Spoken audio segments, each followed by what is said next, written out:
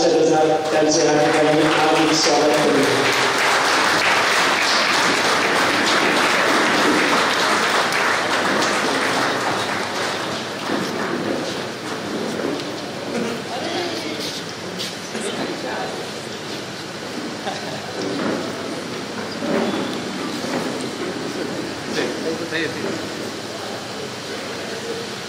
मान्यवरांना विनंती आहे की आपण समोर खुर्च्या स्थानापन्न व्हायचं आहे.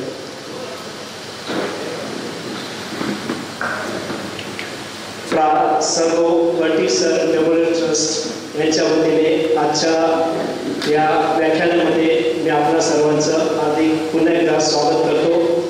सुरुवातीला प्रतिमा पूजन होईल. ज्येष्ठ पत्रकार लोकमंच संपादक संजय आवटे सर जयश्रीताई यांना मी विनंती करतो की त्यांनी आता प्रतिमा पूजन करायचं आहे. तिच्या आगमने उजळते भुवन, दीपाच्या तेजातले येथील मांगल्याचे सण, बुद्धीच्या स्वरूपाचे व्हावे भावपूर्ण नमन, संस्कृतीचा करूयात प्रतिमा पूजनाने सन्मान.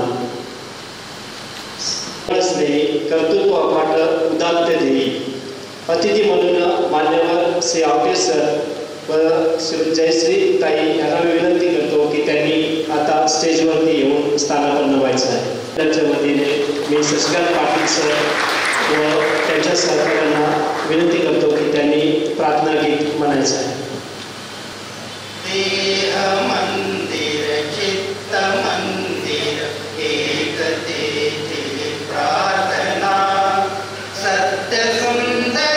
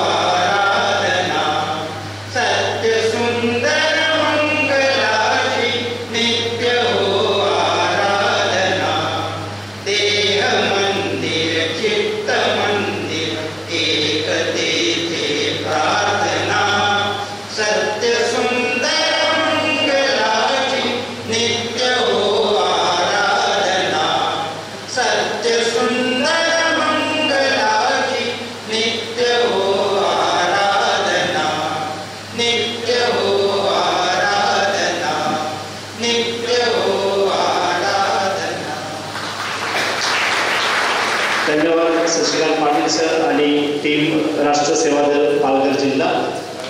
आता आपल्या समोर ओळख व संवाद करण्यासाठी मी कुमार राऊत यांना विनंती करीत आहे की त्यांनी ओळख आणि स्वागत मान्यवरांचे स्वागत करावे.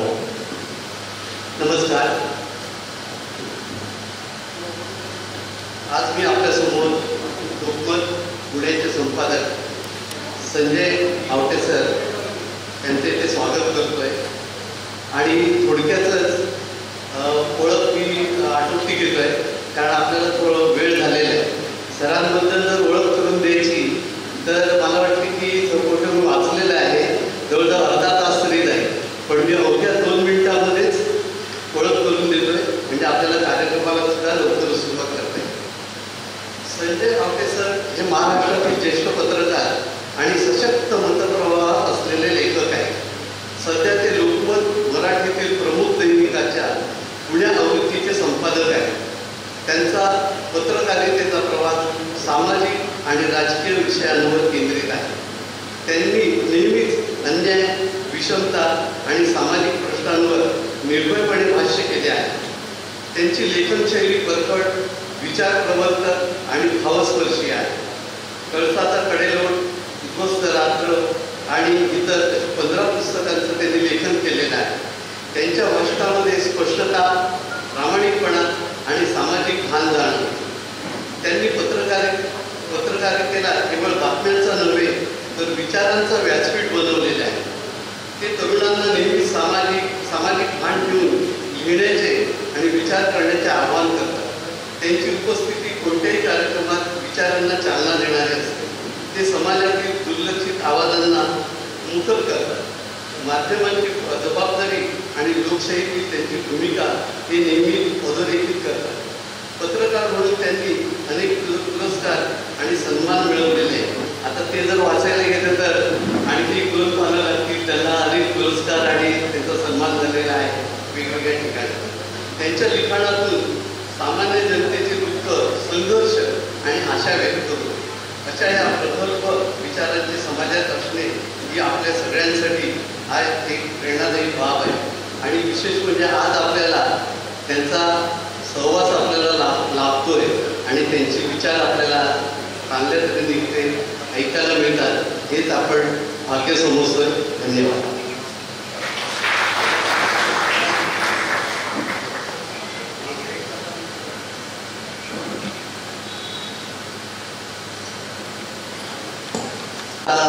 आवटे सरांचं स्वागत सिसिलाताई करवाला करते.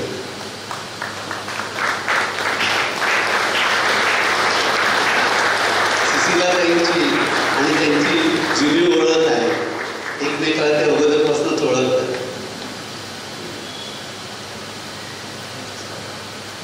त्याचप्रमाणे सोगोवर्टी मेमोरियल ट्रस्टच्या जयश्रीताई सामंत यांचंही स्वागत आपल्या सिसिलाताई करवालाच करतात.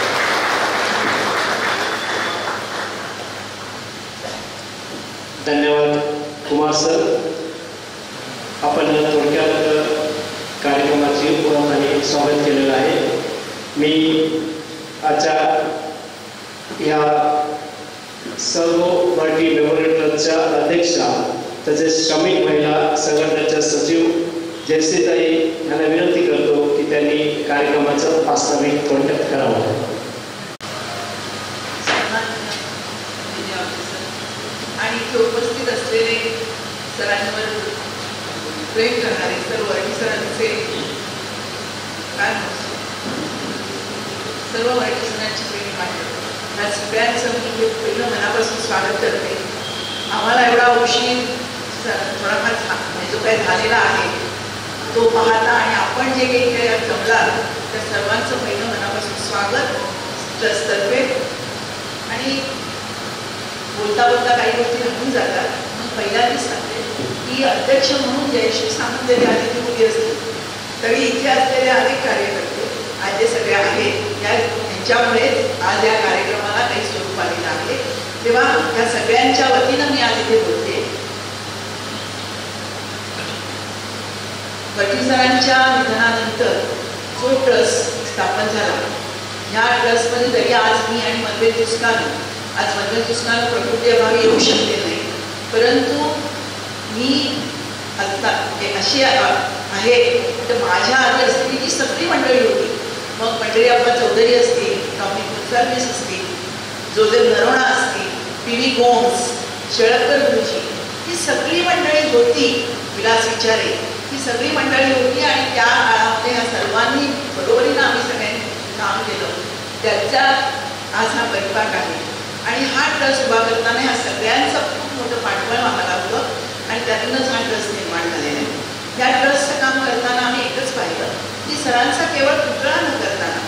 सरांना जे जे अभिप्रेत होतं मग ते शैक्षणिक असेल, व्यासंग सरांचा होता, संगीत असेल, क्रिकेट असेल, ह्या सगळी जी सरांची अंग होती त्या सगळ्यांचा आपण मागोवा घ्यावा आणि ह्याच तऱ्हेचं काम सरांच्यासाठी आपण करायचं आणि ही माध्यमं चोखाळायची आणि या माध्यमातून सरांना पुढे न्यायचं आणि सरांची आठवण जागृत ठेवायची असा हा ट्रस्टचा उद्देश.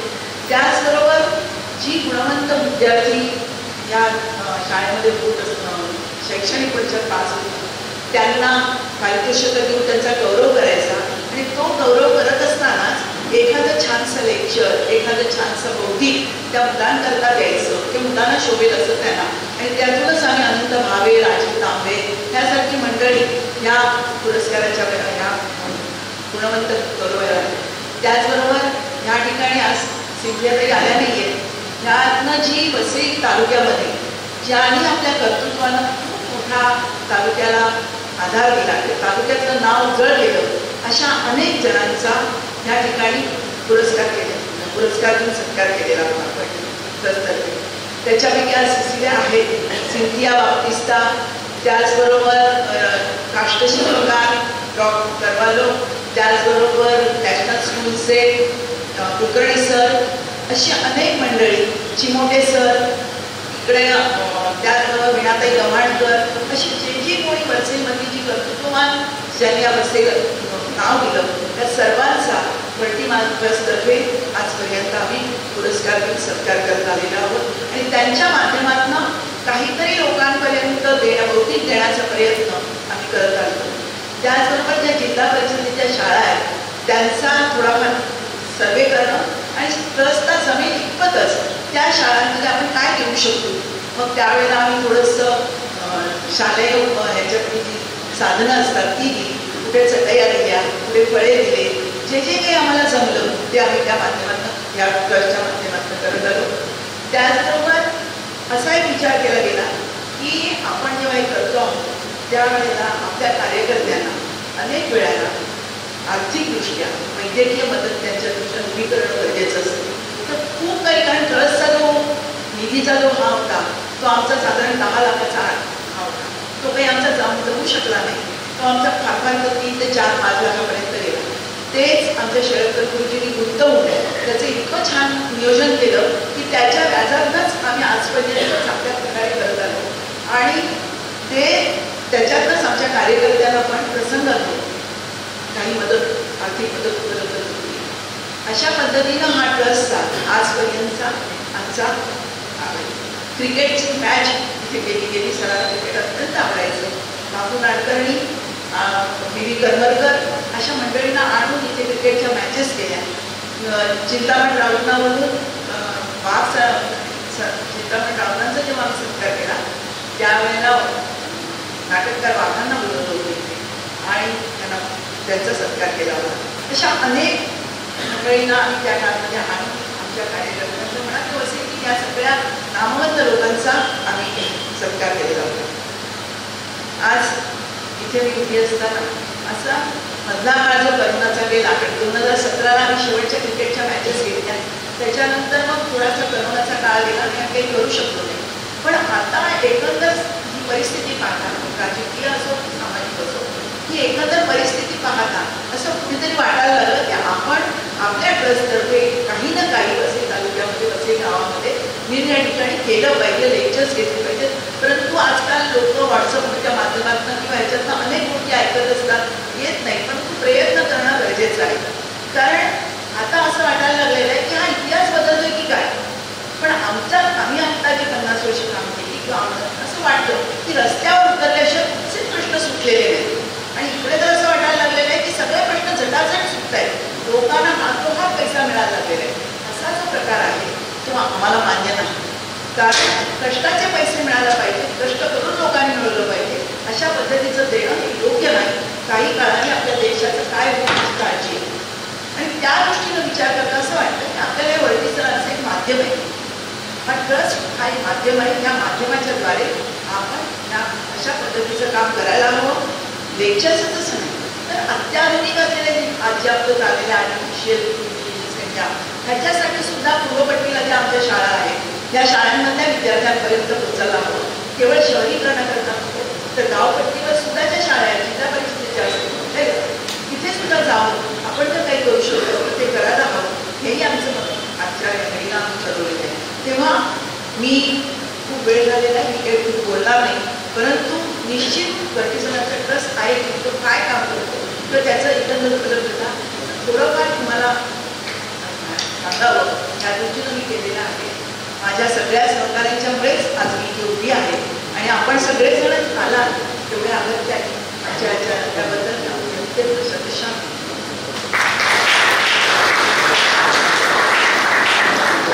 सर्व वर्टी सर यांनी 1962 ते 1972 असे एकूण 10 वर्ष वसई तालुक्याचे आमदार म्हणून कार्य केले आहे. आपल्या कारकिर्दीत त्यांनी समाजमान कसं सुधारेल व लोकांना सोयीसुविधा कशा मिळतील हे पाहिलेलं आहे. सरांनी सर्व क्षेत्रात कार्य केलेलं आहे. हे कार्य पुढे कसं सुरू राहील हे आजचं हे trust Varti sir memorial trust पाहत आहे आणि त्यासाठी ताईंनी जयश्रीताईंनी आपल्यासमोर त्यांचं जे कार्य सुरू आहे त्यांनी आपल्या समोर मांडलेलं आहे. आभारी जयश्रीताई, आपण थोडक्यात कार्यक्रमाचं प्रास्ताविक आटोपत घेतलेलं आहे. धन्यवाद. शब्दांना विचाराच्या चढवूया जुनी, प्रेरणा आपली चेतवूया. शब्दाला शब्दाचा कळू देत नाद, होऊ दे संवाद विश्वव्यापी. रसिक हो, आपल्याशी संवाद साधण्यासाठी येत आहेत प्रसिद्ध मराठी वृत्तपत्र लोकमतचे संपादक श्री संजय आवटे सर. मी आपणास सरांना विनंती करतो की त्यांनी आपल्याशी संवाद साधण्यासाठी आपल्या व्याख्यानाला सुरुवात करायची. खरं म्हणजे कुठल्याही व्याख्यानाला सुरुवात करताना विचारपीठावरील मान्यवर असं म्हणण्याची पद्धत आहे, पण सगळं विचारपीठ समोर बसलेलं आहे. बहुतेक जयश्री सामंत यांना असं म्हणायचं असावं की तुम्ही जे काही बोलाल त्याची जबाबदारी मी घेत नाही. आम्ही ज्याप्रमाणे वर्तमानपत्रामध्ये अनेकदा छापतो की यातल्या मसुलाची जबाबदारी संपादकांची नाही. खरं तर फार उशीर झालेला आहे आणि मला जयश्री सामंत आणि पायस मचाळ दोघं फोन करत होते की तुम्ही कुठे आलेल्या, आणि मला जयश्री सामंत असं म्हटल्या की तुम्ही योग्य ट्रॅकवर आहात का हे बघण्यासाठी मी फोन करते. आणि एकदा भीती अशी असते की माणूस ठाण्यावर निघाला की तो सुरतकडे जाण्याची शक्यता असते.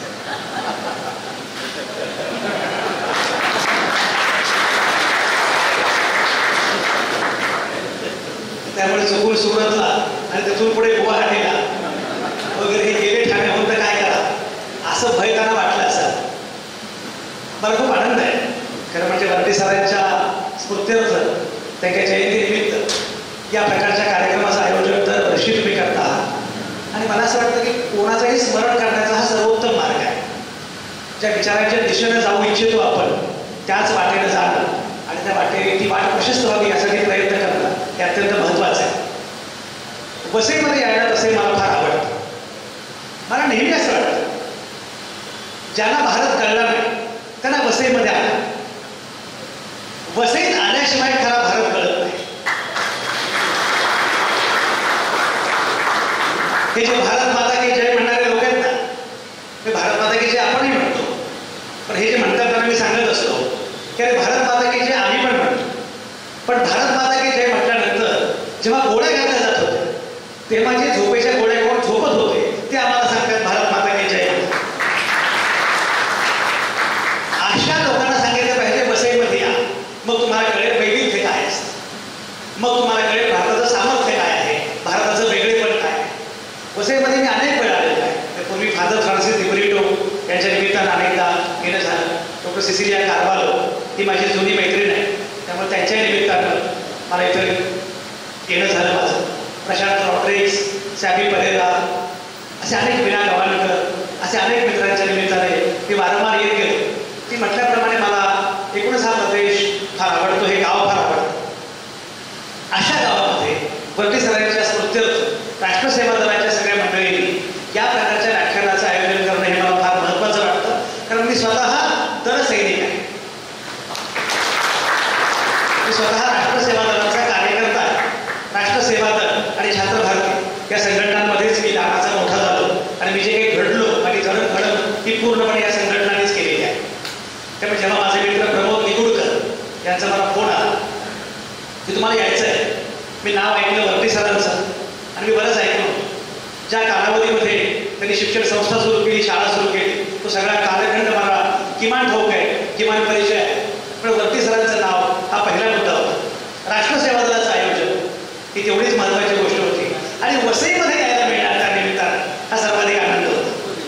त्यामुळे आज मी इथं आलो आहे आणि खरं म्हणजे अपेक्षा अशी आहे की मी एकूण आजची सामाजिक आणि राजकीय स्थिती काय आहे त्याबद्दल बोलावं. आणि बोलणं तर आवश्यक यासाठी आहे की बघा गंमत बघा, म्हणजे कालच एक कार्यक्रम होता पुण्यामध्ये. डॉक्टर बाबा आढाव यांना 95 वर्ष आज पूर्ण होत आहे आणि त्यानिमित्त SM जोशी फाउंडेशनमध्ये त्याचा सत्कार झाला, एक परिसंवाद झाला. त्या परिसंवादामध्ये एक वक्ता मी पण होतो आणि तेव्हाही बोलताना मी असं म्हणालो की मला असं वाटतं, खरं सांगू का, म्हणजे आजच्या कालखंडामध्ये लोक असं म्हणतात मला की 2014 नंतर फार वाईट झालं. मी म्हणतात 2014 नंतर फार चांगलं झालं. चांगलं हे झालं की लोकांना संविधान म्हणजे काय हे नीटपणे कळालं. 2014 पूर्वी संविधानाबद्दल कोणीही फारसं बोलत नव्हतं. 2014 नंतर आपण संविधानाबद्दल बोलला. सगळ्यात महत्वाची गोष्ट म्हणजे त्यानंतर आपण गांधी, नेहरू, आंबेडकर हे नीटपणे सांगू लागलो. त्यानंतर आपण फुले शाहू आंबेडकर म्हणजे काय हे नीटपणे सांगू लागलो.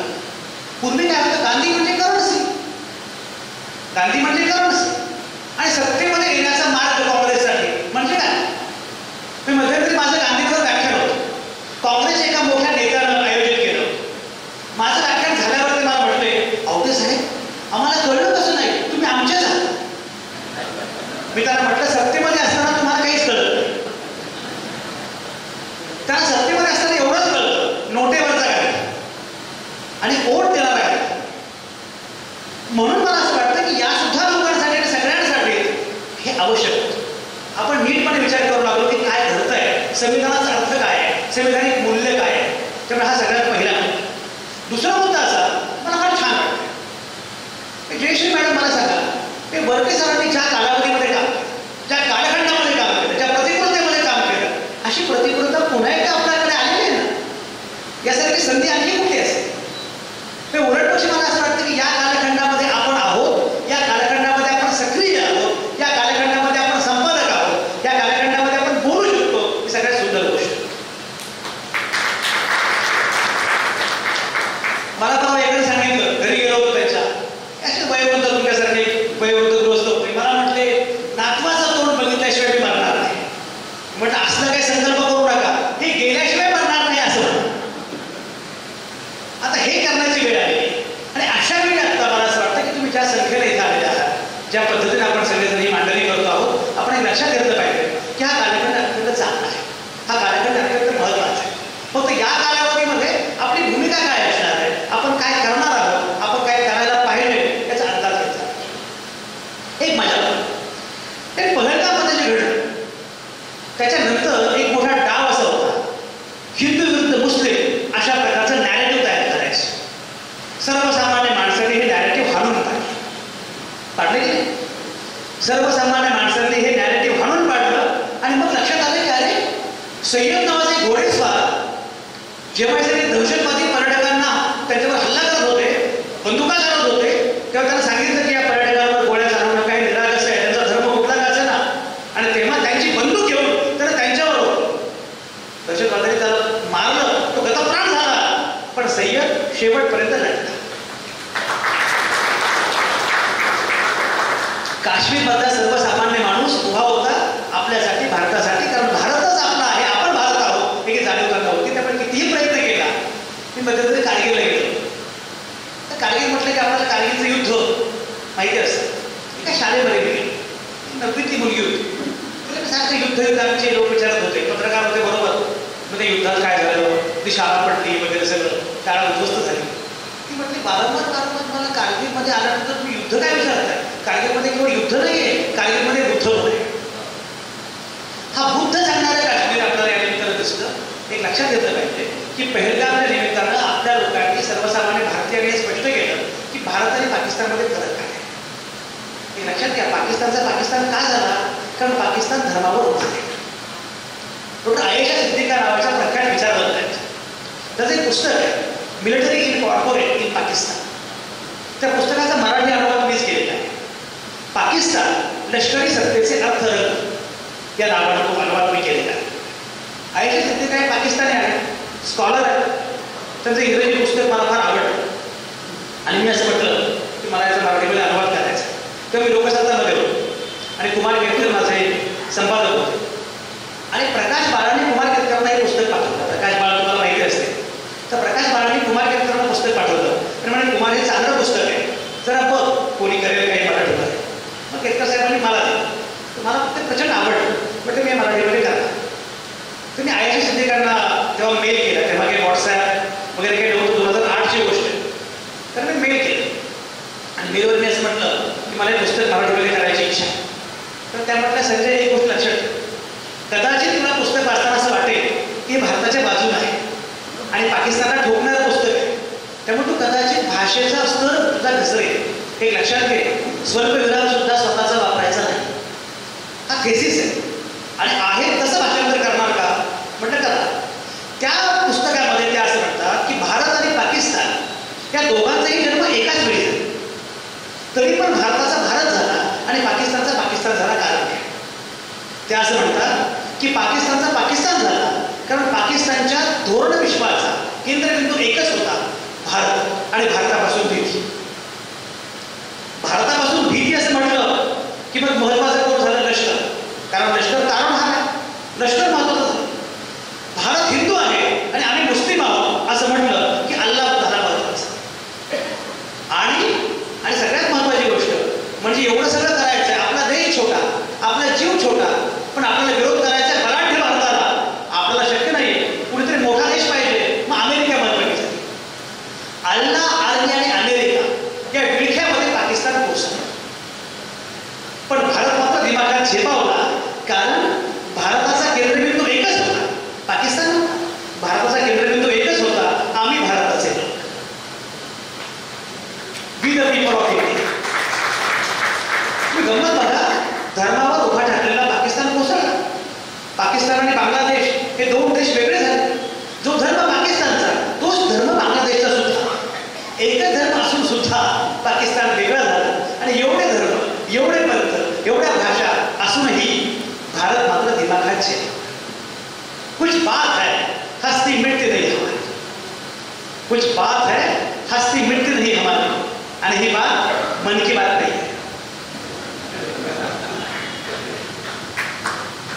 ती संविधान की बात है, ती बाबासाहेब की बात है, गांधी की बात है, नेहरू की बात है. आणि म्हणून या अधिष्ठानावर भारत दिमागात झेपावला. त्या भारताच्या अनुषंगाने आपल्याला विचार करावा लागणार आहे, त्या भारताबद्दल आपल्याला बोलावं लागणार. भारताचं वेगळेपण आहे. मुळामध्ये मी मगाशी म्हटल्याप्रमाणे भारत हा कुठल्याही एका धर्माचा, एका जातीचा, एका पंथाचा, एका भाषेचा नाही. भारत सर्वांचा आहे. आणि सगळ्यात महत्त्वाची गोष्ट म्हणजे भारतामध्ये प्रत्येकाला व्यक्त होण्याचा, बोलण्याचा अधिकार आहे. डॉक्टर बाबासाहेब आंबेडकरांनी 26 जानेवारी 1950 जेव्हा संविधान अंमलात आलं, प्रजासत्ताक दिन साजरा झाला, तेव्हा असं म्हटलं होतं की 26 जानेवारी 1950 या दिवशी काय होईल? तर या दिवशी आपण एका आंतरविरोधपूर्ण जगामध्ये प्रवेश करणार. इथं राजकीय समता असेल, प्रत्येकाला एक मत असेल, त्या मताचं मूल्य तेच असेल, पण जर सामाजिक समता नसेल तर हा डोलारा कोसळेल असं ते म्हटले होते. त्यापूर्वी त्याचं एक भाषण आहे संविधान सभेमध्ये, तेव्हा बाबासाहेब असं म्हणाले होते, तुम्ही एखादा मुद्दा मांडला आणि तुमचा मुद्दा मला पटला नाही, तुम्ही एखादा मुद्दा मांडला आणि तुमचा मुद्दा मला पटला नाही, तर तुमचा मुद्दा खोडून काढण्यासाठी मी माझी बुद्धी पणाला लागेल. पण मला मान्य नसणारा मुद्दा सुद्धा तुम्हाला मांडता यावा यासाठी जीवाची बाजी आहे. जे मला मान्य नाही तेही तुम्हाला बोलता आलं पाहिजे, तुम्हाला मांडता आलं पाहिजे. अलीकडे काय झालं? कुणाल कामरा असं काहीतरी बोलला. एक लक्षात घ्या, मला कोणीतरी विचारलं, तुम्ही एवढे पोटतिडकीने भाषण करता, तुम्हाला काय फरक पडतो? सत्ता कोणाची काही येईल? म्हणजे सत्ता कोणाची आली तरी मला फरक पडतो. मला चिंता ही आहे की माझी सत्ता जाता का नाही.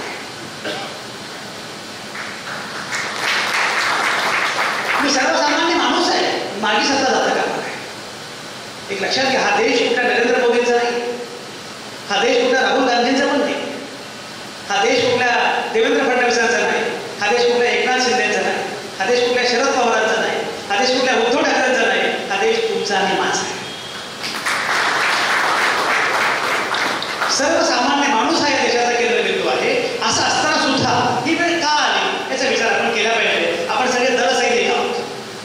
आपण सगळे राष्ट्रसेवा दलाचे कार्यकर्ते आहोत किंवा किमान सिंपदायझर आहोत त्या विचाराचे. म्हणून तुम्हाला मुद्दाम सांगतो, या चुका आपण केल्या. आपल्याकडे राजकीय आकलनाचा सामंत मॅडम मोठा अभाव आहे. पायस नाव किती छान आहे, पायस असं नाव पाहिजे. आपल्याकडे राजकीय आकलनाचा अभाव आहे. परवा पुण्यामध्ये बोलताना मी असं म्हणालो की मुळामध्ये 2014 मध्ये जे सत्तांतर झालं त्यापूर्वी सत्तांतर कधी झालं होतं माहिती? 1977 सगळ्या समाजवाद्यांनी एकत्र येऊन जनता पक्ष नावाचा पर्याय स्थापन केला. इंदिरा गांधींच्या विरोधामध्ये जनता पक्ष स्थापन केला. अरे पण तुम्ही जनता पक्षामध्ये कोणाला सोबत घेतलं? तुमचे पक्ष संपले पण जनता पक्षाचा भारतीय जनता पक्ष तयार झाला. भाजपला जन्म तुम्ही दिला, हे पाप तुमचं आणि माझं आहे. तेव्हा तुम्हाला समजलंच नाही आपण काय करतो आहोत. मी शरद पवारांना परवाच म्हणालो एकदा बोलताना, म्हटलं पवार साहेब तुम्ही मुख्यमंत्री झाला तेव्हा तुमचं वय 38 होतं हे खरं आहे. पण एक लक्षात घ्या, तुमच्या पोलोच्या प्रयोगानं तुम्ही अशा लोकांना मंत्रालयात दाखवलं की ज्यांना मंत्रालय कधीही बघता आलं नसतं. ज्या जनसंघाकडे अगदी मोजक्या जागा होत्या त्या जनसंघाचा भारतीय जनता पक्ष झाला आणि तो सत्तेमध्ये आला. कोणामुळे आला? हे आपली चूक आहे. मगाशी म्हटल्याप्रमाणे राजकीय आकलनाचा अभाव हा आता पहिला मुद्दा आहे. दुसरा मुद्दा 2014 मध्ये आपण अण्णा हजारे गांधी करून टाकलं. लक्षात घ्या, त्या कालावधीमध्ये डॉक्टर मनमोहन सिंग यांना पंक्चर करणं सोपं नव्हतं. डॉक्टर मनमोहन सिंग अत्यंत मोठा माणूस, अत्यंत स्कॉलर माणूस, अत्यंत बुद्धिमान माणूस, जगभरातल्या माणसांना त्याचं कौतुक वाटावं, आकर्षण वाटावं, प्रेम वाटावं, आस्था आदर वाटावी. म्हणजे श्रीलंकेमध्ये जेव्हा अराजक आलं तेव्हा श्रीलंकेच्या एका संपादकाने असं म्हटलं की श्रीलंकेमध्ये अराजक आलं तर आम्हाला मनमोहन सिंग मिळाले नाही. नेहरू नंतर सगळ्यात महत्वाचा माणूस कोण? डॉक्टर मनमोहन सिंग. तर मनमोहन सिंगांना पंक्चर करणं एवढं सोपं नव्हतं, पण ते पंक्चर केलं कोणी?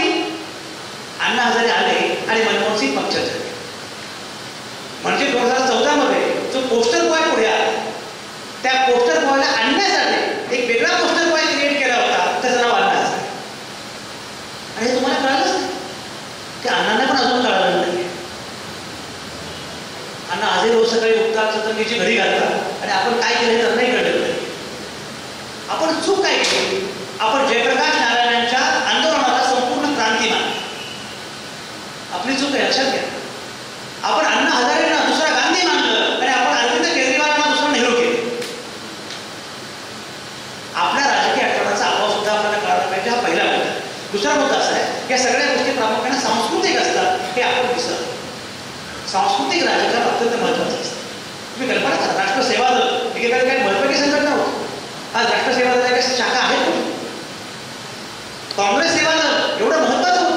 मी तुम्हाला एक सांगतो, जर या सगळ्या गोष्टींचा पराभव करणार असेलच आणि नवा भारत तुम्ही उभा करू शकणार असेलच तर ते केवळ राष्ट्रसेवा दल करू शकतो.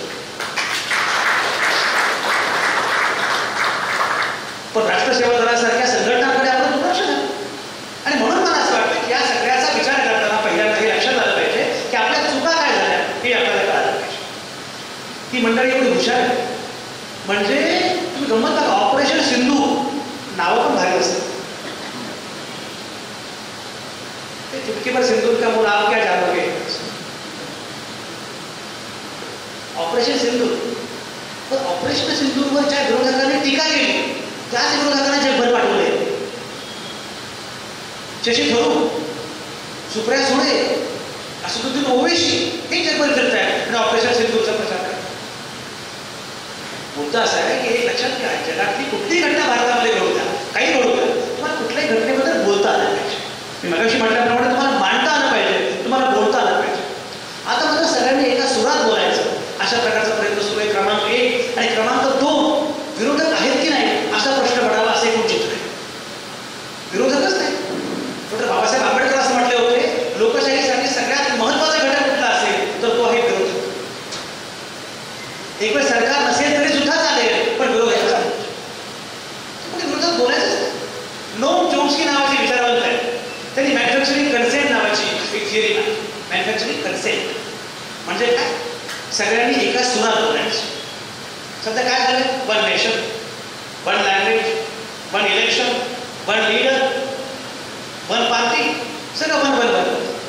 हे वणवण झालं की मग वणवण करायची वेळ येते.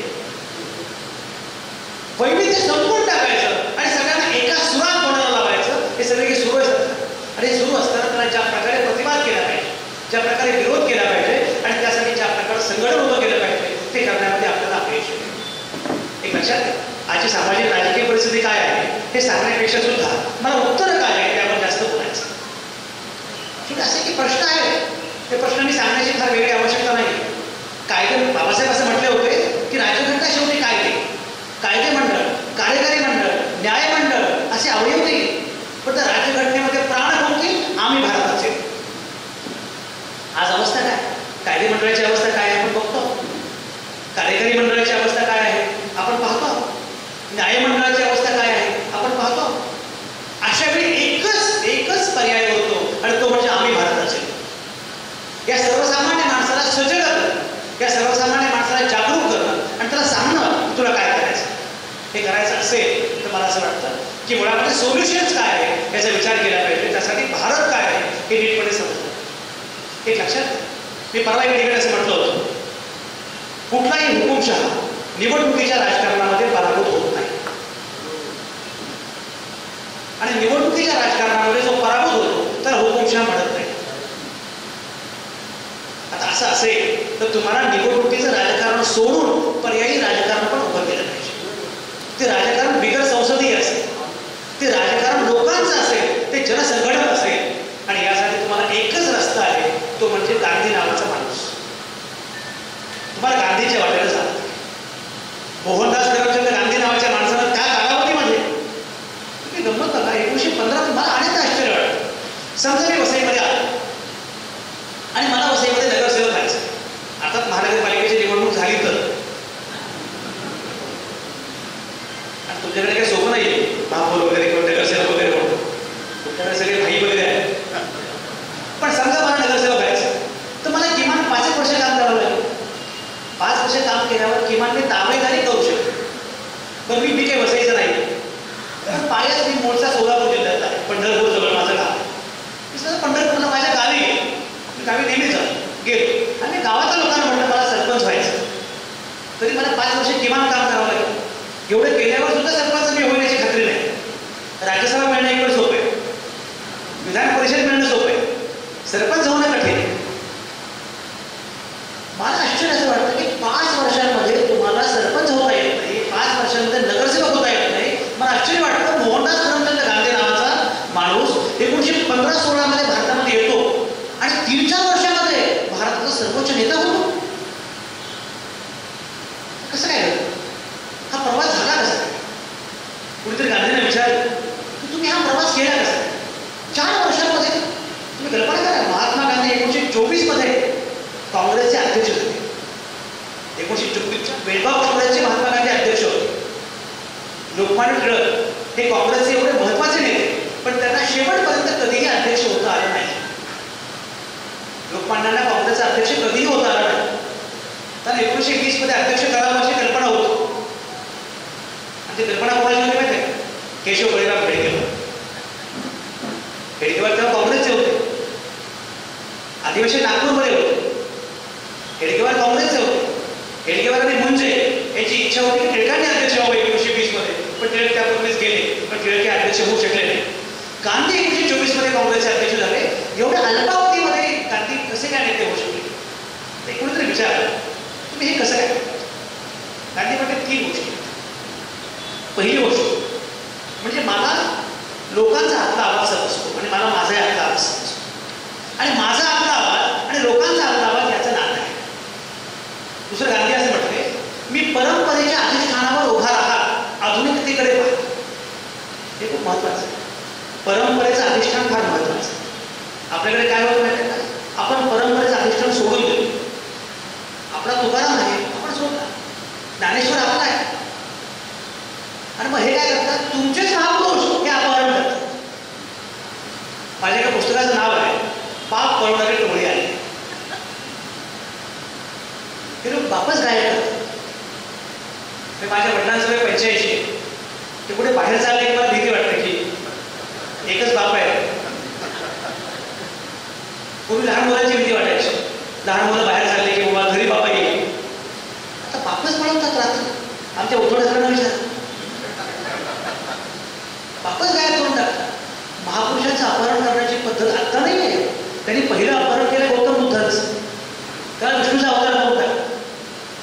तेव्हापासून ते आतापर्यंत आपले साने गुरुजी. मध्यंतरी मी गेलो होतो, साने गुरुजींबद्दल भाषण सुरू होतं. म्हणजे साने गुरुजी म्हणाले, ते श्यामची आई म्हणाली, श्यामची आई म्हणाली, पायाला घाण लागू नये म्हणून जगतोच हो, तसाच मनाला घाण लागू नये म्हणूनही जग हो. बघा, घाणेरड्या ठिकाणी जायचं नाही, हे मुस्लिम फार घाण असतात. ऐका, साने गुरुजी सांगतात काय, मांसाहार करायचा नाही, तो घाण असतो. साने गुरुजींचं नाव घेऊन शुचिर्भूततेकडे जाणं, महापुरुषांचं अपहरण करणं, प्रतिमांचं अपहरण करणं, अशा प्रकारच्या गोष्टी सुरू आहेत. मग काय म्हणायचं, पण ते पटेलांना पंतप्रधान करायला पाहिजे. तुला कोणी विचारले, सरदार वल्लभभाई पटेल पंतप्रधान व्हायला पाहिजे होते. अरे तुला कल्पना आहे का, ऐका किती थापा मारतात. भारताची सार्वत्रिक निवडणूक पहिली झाली 1952ला आणि सरदार वल्लभभाई पटेल गेले 1950. पण सध्या व्हॉट्सॲप विद्यापीठ आहे, व्हॉट्सॲप विद्यापीठावर हे टाकायचं, ते बाहेर होतं. या प्रकारे महापुरुषांचं अपहरण करायचं असं सगळं सुरू असताना मी मगाशी म्हटल्याप्रमाणे गांधी असं म्हणाले की तुम्हाला तुमच्या परंपरेचा अवकाश करायला पाहिजे. मी परंपरेच्या अधिष्ठानावर होत आहे, हा दुसरा मुद्दा. आणि तिसरा मुद्दा काय असं म्हटले की मुळामध्ये लोकांमध्ये बदल करण्याची इच्छा असतेच, आपण फक्त त्या इच्छेला बळ दिलं पाहिजे. आजही अशी अवस्था आहे की जे सगळं सुरू आहे. गमत बघा, लोकसभा निवडणुकीचा निकाल तुम्ही पाहिजे. लोकसभा निवडणुकीच्या वेळी काय प्रकारचं वातावरण होतं. लोकांना हा बदल हवा आहे, हा बदल होईल असं वाटतं. पण हा बदल करण्यासाठी जी मंडळी पुढे येऊ इच्छितात त्यांना खरंच हा बदल करायचा आहे का, ते बदल करण्यासाठी पात्र आहेत का, असा प्रश्न अनेकांना पडतो, लोकांना पडतो. आणि म्हणून मला असं वाटतं की मुळामध्ये भारताची स्थिती लक्षात घेताना केवळ आरसा काय आहे एवढं बघून चालणार नाही, वारसा काय आहे हे लक्षात घेतलं पाहिजे. आणि हा वारसा लक्षात घेतला तर मग त्या दिशेने माझ्या देशाला नेण्यासाठी आपल्याला काय काय करता येणं शक्य आहे याचा विचार केला पाहिजे.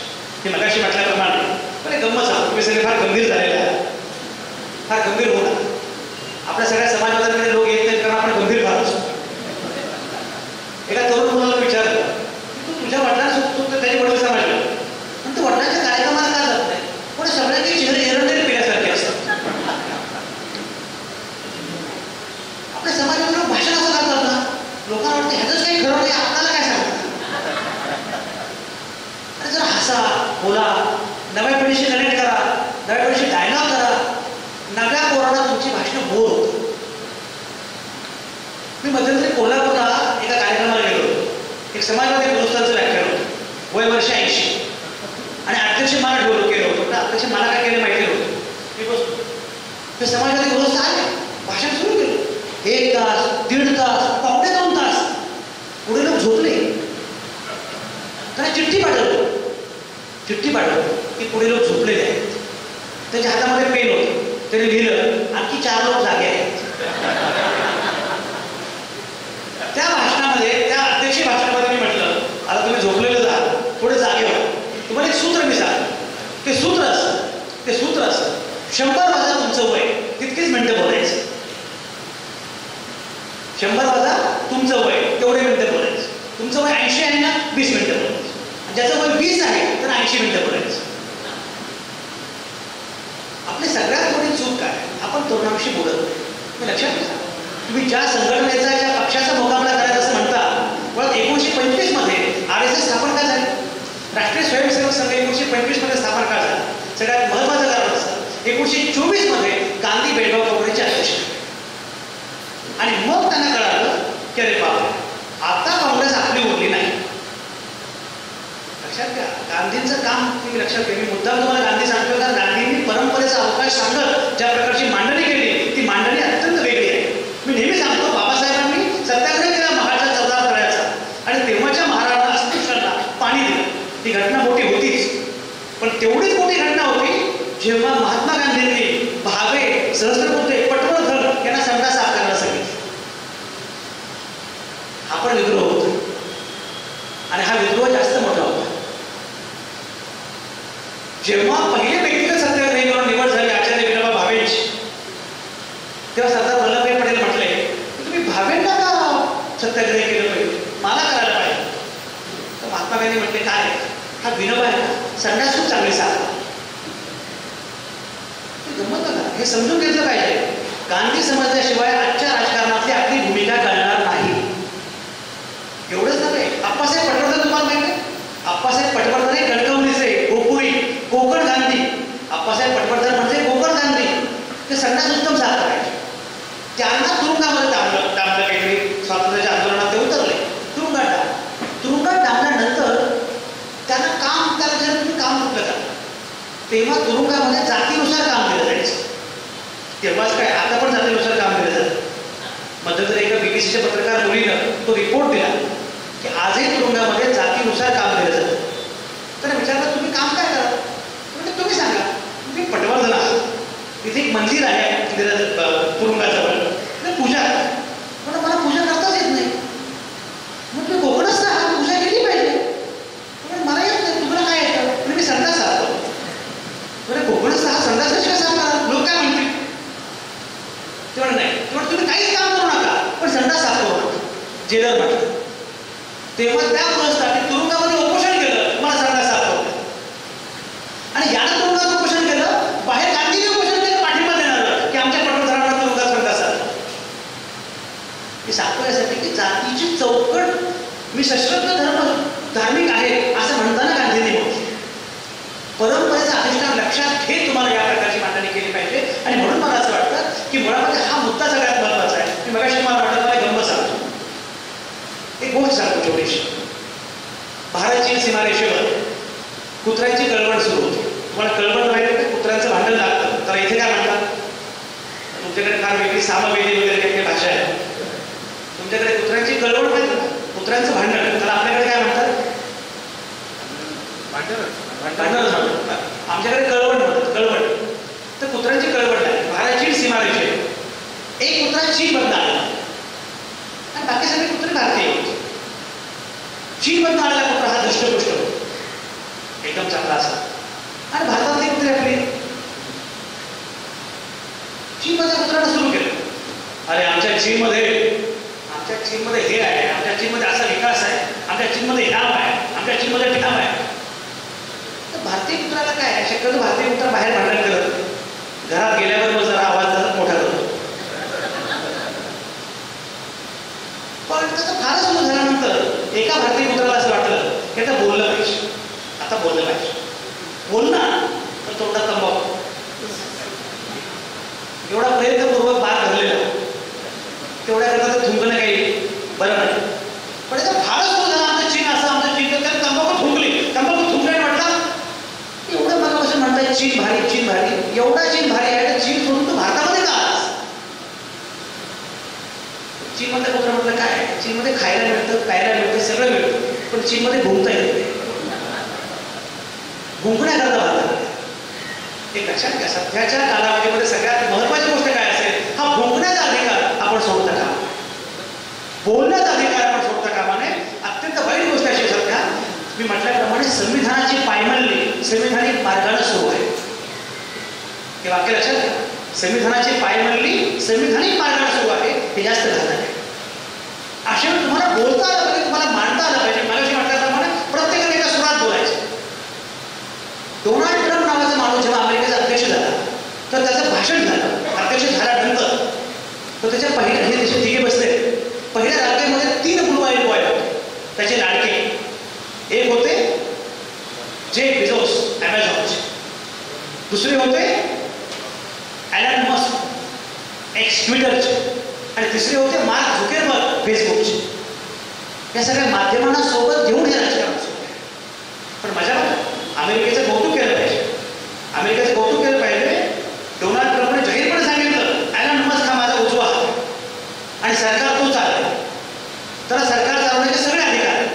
ॲलन मस्कने काम करायला सुरुवात केली. 4 महिन्यामध्ये अमेरिकन नागरिकांनी ॲलन मस्कच्या सगळ्या उत्पादनांवर बंदी घातली, बहिष्कार घातला. आम्ही तुमचं उत्पादन घेणार नाही. Elon Musk गोंधळलं.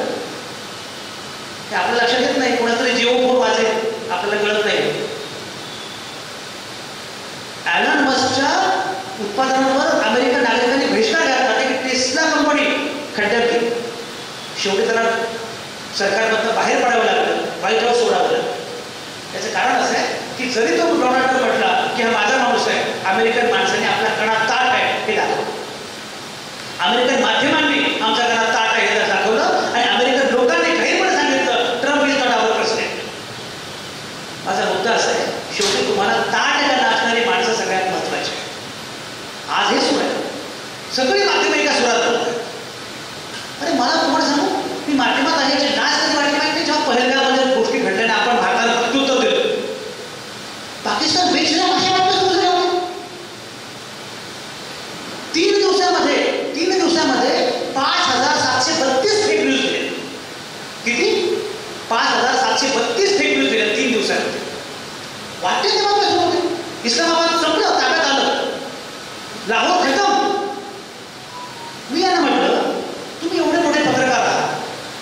तुम्हाला लोक गुवाहाटीला गेले हे कळलं, तुम्हाला पहाटे शपथ घेतली हे समजलं नाही, आणि पाकिस्तानमध्ये काय चाललंय हे तुम्हाला पण कळलं. लक्षात घ्या, सगळ्यात मी मगाशी म्हटल्याप्रमाणे माध्यमांचा भिखारी पद्धतीने वापर सुरू आहे. हे आत्ताच्या व्यवस्थेचं सगळ्यात वैशिष्ट्य आहे, आणि म्हणून त्याचा मुकाबला तुम्हाला करावा. हे कोरोनाच्या काळामध्ये काय झालं, कोरोनाच्या काळामध्ये अशा प्रकारचा प्रचार झाला की जणू काही मुसलमानांनी हिंदू भारतावर कोरोना आणलेला आहे. हे मी म्हणत नाही, मुंबई उच्च न्यायालयाच्या औरंगाबाद खंडपीठाच्या न्यायमूर्तींनी निकालपत्रामध्ये हे म्हटलं की माध्यमांनी पश्चाताप केला पाहिजे.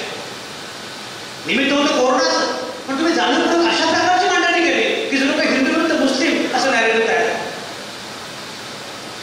माध्यमांनी जाणीवपूर्वक या प्रकारच्या गोष्टी सुरू केलेल्या आहेत, आणि माध्यमं वेगळ्या प्रकारे बोलायलाच तयार नाही.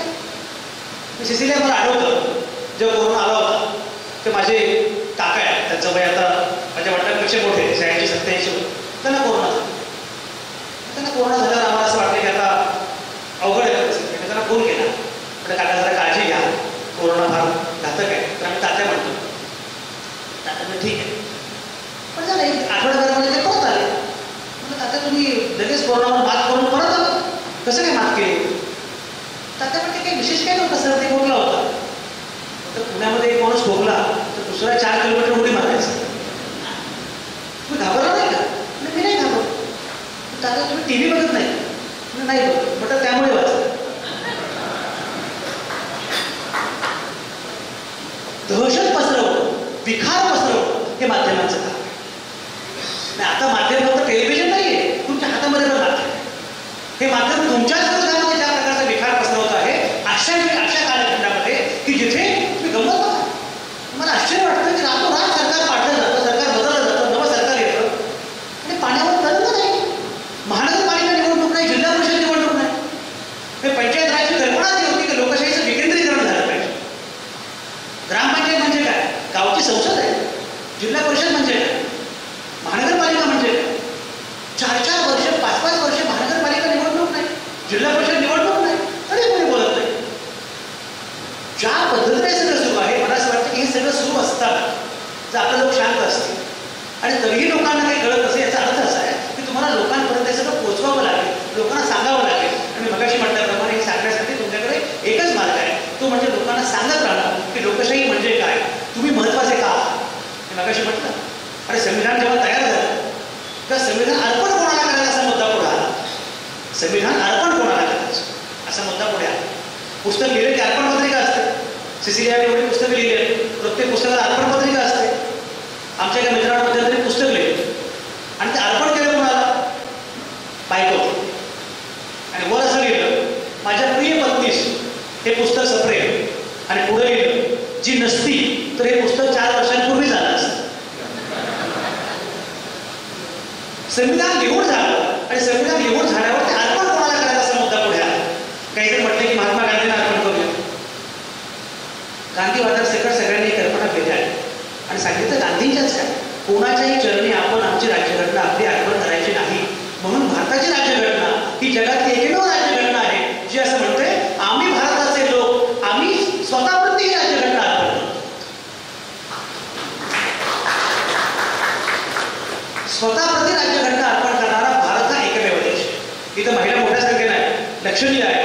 तुम्हाला सांगतो, इंग्लंडमध्ये 1928 पर्यंत महिलांना मताचा अधिकार नव्हता. 1928 पर्यंत. आणि पाकिस्तानमध्ये, अमेरिकेमध्ये 1965 पर्यंत कृष्णवर्णीयांना मताचा अधिकार नव्हता. मी गंमत मागे सांगितली होती. तुम्हाला सीताराम येचुरी माहिती आहे. बराक ओबामा जेव्हा अमेरिकेचे अध्यक्ष होते पहिल्या टर्मला, तर आपल्याकडे डॉक्टर मनमोहन सिंग हे पंतप्रधान होते. आणि ओबामा भारतामध्ये आले, ते मनमोहन सिंगांना भेटले.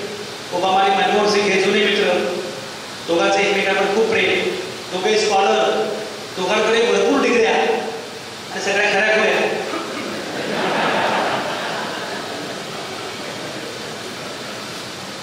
असं हरकत भासत नाही.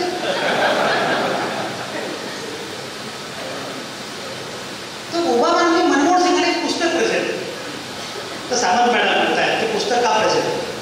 पुस्तक प्रेझेंट दिलं कारण तेव्हाचे पंतप्रधान पुस्तकं वाचायचे.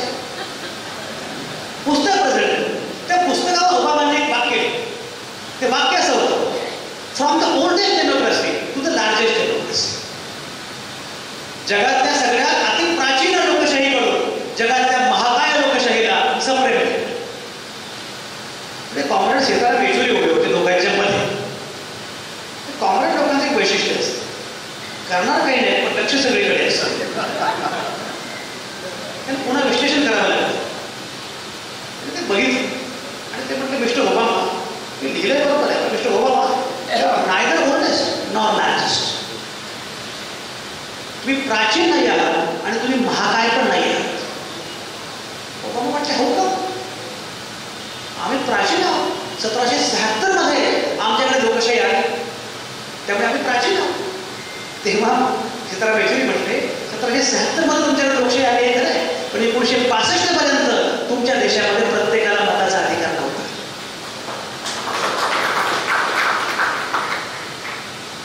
गंमत बघा, 1901 मध्ये अमेरिकेचे तेव्हाचे अध्यक्ष रूझवेल्ट 1901 मध्ये यांनी व्हाईट हाऊस मध्ये बुकर टी वॉशिंग्टन नावाच्या कृष्णवर्णीय विचारवंताला जेवायला बोलावलं.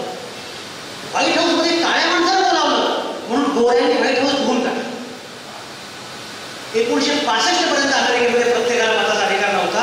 1928 पर्यंत महिलांना मताचा अधिकार नव्हता. इंग्लंडमध्ये सिसिलिया जेव्हा मताचा अधिकार मागितला महिलांनी, तेव्हा त्यांना जिवंत जाळलं गेलं, रणगाडे घातले गेले, तुरुंगात टांगलं गेलं, पण मताचा अधिकार दिला नाही. तुमच्या माझ्या देशात मात्र प्रत्येकाला पहिल्या दिवसापासून मताचा अधिकार आहे. मी नेहमी सांगतो, भारत हा असा एकमेव देश आहे जिथे प्रत्येकाला न मागता मताचा अधिकार मिळाला. आणि दुर्दैवाने भारत असा पण एकमेव देश आहे जिथे निवडणुकीत मतं विकली जातात.